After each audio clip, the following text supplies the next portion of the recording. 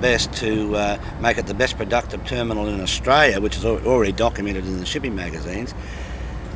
Trying to save a shipping line, which it eventually happened, and all the while they're making plans to sell it out from under us. So we were all totally betrayed and deceived. The 40 or so casuals we had here, they are surviving from their pay packet from 1 week to the next. They have to ring up every day of the week to try and find out if they've got work. Now, if that's not stress, I don't know what is. They're going to generate a society here of, as we were saying earlier, that it's going to increase the crime rate as they putting people out of work and putting them on the poverty line just to survive or help their family survive.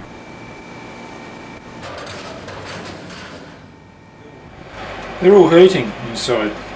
Everyone is. And they need to be heard. Same in the Patrick's dispute. The entire workforce, so here we go again. You go to work to earn a living. That's the bottom line. You go to work to earn a living.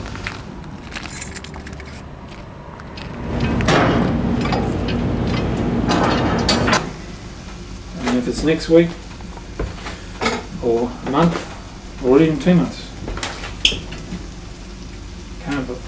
can't accept it. No final date was given to the workers.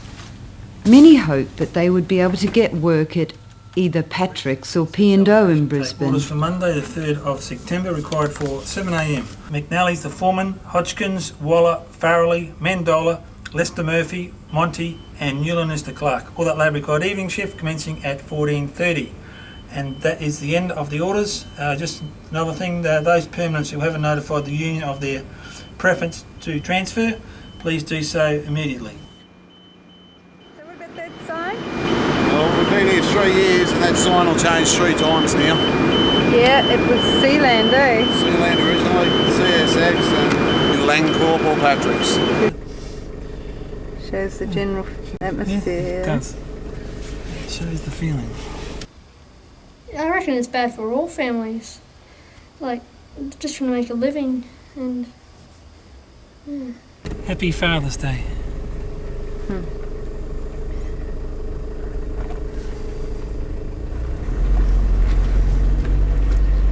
No one sort of understands that people are out there that are hurting, and there's a lot of people hurting. You just keep getting knocked down and knocked down. A person that does a good day's work doesn't mean that he's going to go ahead in his life. Once upon a time, if you're a good worker, you've got the results, but it doesn't mean shit now. Can you give us a few more numbers, mate? 233900. There's just, casual workforce in any union. You just got nowhere to stand no more. You can't, and it's just the way it's going. It's all changed to what it used to be. Everybody was under the same roof, that was the expression. Now we've got so many different roofs that it's difficult. Divide and conquer, as they say. No, permanent people and permanent jobs, you get a redundancy, but we get nothing. So we've been doing the same job, but we walk off without a cent. So basically, yeah, we've got nothing to fall back onto. So. How do you feel when you drive past Patrick? Well, there's an uneasy feeling in the stomach. You might have that feeling when you drive past CSX. Well, I don't think I'll be coming down here too often. But it's just like having your guts ripped out, isn't it? I mean, we were the best crew in the country, weren't we? Really, we were the most productive port in the country. Terminal, anyway. And they shit on us. So I'm pretty dirty. My attitude's gone and I don't give a fuck, to be honest, anymore.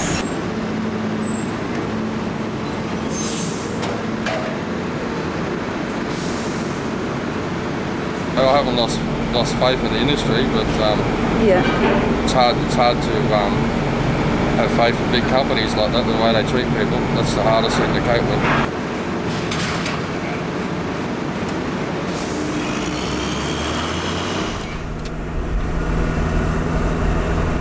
But out of the 80 workers, only 8 casuals were taken by P&O.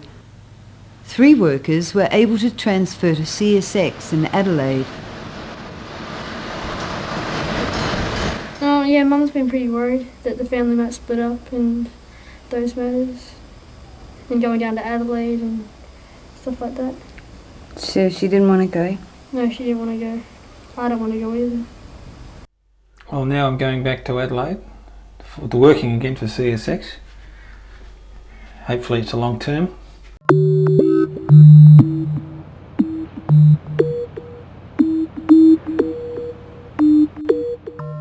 Australia's wharves is hanging in the balance after maritime union members voted today on an enterprise bargaining agreement. The deal, negotiated with the union's former archenemy Patrick Stevedores, has the backing of MUA officials and would build on the reforms delivered 3 years ago after a dramatic and violent power struggle that has left many residues of bitterness. We don't know who's going to be made permanent part-time. I don't know whether I am. Otherwise, I'm still stuck with 1 day a week, and which is less than 8 hours or less in a week, and you can't live on 8 hours. Employees are far more happy today when they've got real jobs to do than they were 3 years ago when they were cowering away in the mess room or whatever. You're trying to avoid being seen. Patrick's took 3 workers and immediately began converting the CSX berth using automated robotics for cargo handling that aimed to replace workers with machines. Meanwhile, the trend in retrenchment and casualisation continue to impact on workers all over the world. It seems to be going in the direction that bosses get even more power and the workers are suppressed. The trouble with management, I think, these days is instead of treating their workforce as an asset, they're treating them as a liability. People who are making the money for them, they're treating as a liability. When you're 49 years of age, they can't say it, but they don't really want to see you anymore. And when you've had 20 years on the wharf, you're tagged militant. You know, you've been in a militant union and stuff like that, and we don't need you rocking the boat. They can't say that, but they can only work it out by looking at your resume and stuff like that. They know you've come from a very, very volatile area.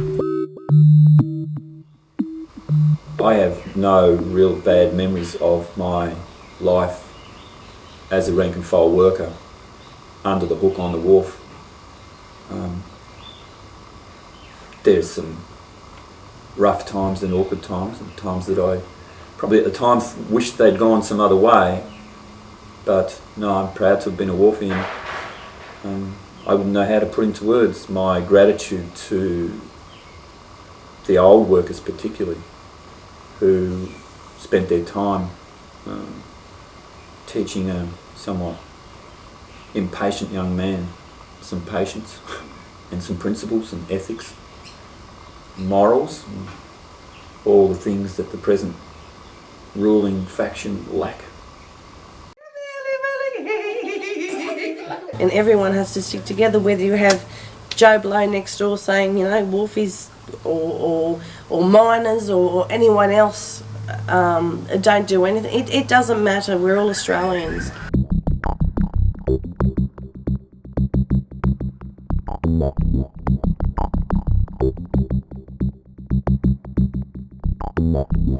We're affected, and our kids are affected by the outcome of that dispute in the long run. And certainly the people whose jobs were lost must feel very sorry that they don't know all of the things that Peter Reith did, and all of the meetings that he had with Corrigan, and all of the events that led up to the dispute. But I think it's unlikely now that we will hear all of that detail. To a degree, a country's liberties are determined in an industrial world by the strength of their unions, and to see the union movement in this country become a marginal force is something that's, I might think from a personal experience, is sad, but is actually dangerous for our continued civil liberties and dangerous for our for the intellectual and moral and and physical wealth of the country. Rely on the system I own. Gotta rake it all in, and I'm gone. Never touch me, build my own empire. Buy a little justice, a little justice to buy. Happy as a healthy pig